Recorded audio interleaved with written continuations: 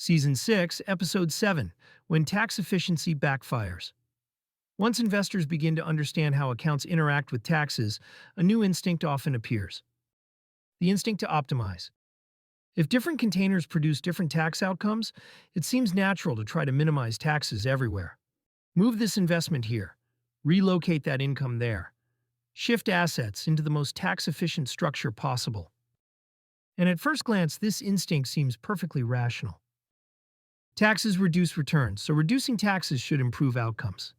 But financial systems rarely reward optimization without limits, because the pursuit of perfect tax efficiency can quietly introduce a new kind of risk: fragility.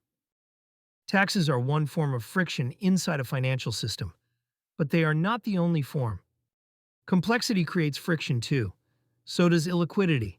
So do rigid structures that restrict how capital can move when circumstances change. And when investors push tax efficiency too far, these other forms of friction begin to accumulate. Consider what often happens when tax efficiency becomes the primary goal. Investments are scattered across multiple account types. Assets are placed not where they are easiest to manage, but where they appear most tax efficient. Withdrawals become difficult to coordinate, liquidity becomes uneven, and the overall system becomes harder to understand.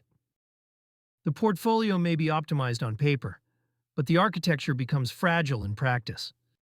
There is another subtle risk as well.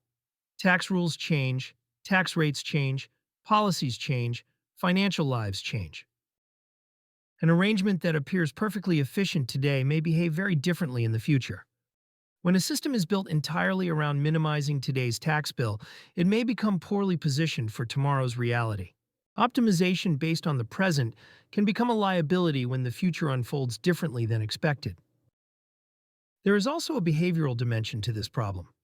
When investors become overly focused on taxes, they sometimes begin making decisions for tax reasons rather than investment reasons. An asset might be held longer than it should be simply to avoid realizing a gain. A portfolio might avoid rebalancing to postpone taxes. Capital might remain in a structure that no longer fits the investor's needs. The tax system quietly begins shaping the investment strategy. Instead of serving the financial system, the tax system begins to control it. This is why experienced investors often adopt a calmer perspective. Taxes matter, but they are not the central objective.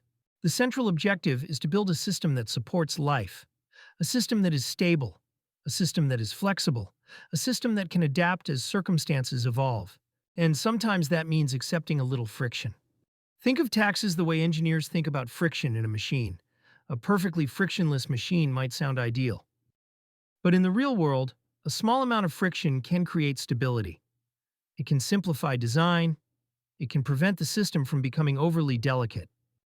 In financial systems, taxes often play a similar role. They are a cost, but they are also a sign that the system is functioning. Income is being produced. Capital is being used. The portfolio is interacting with the real world.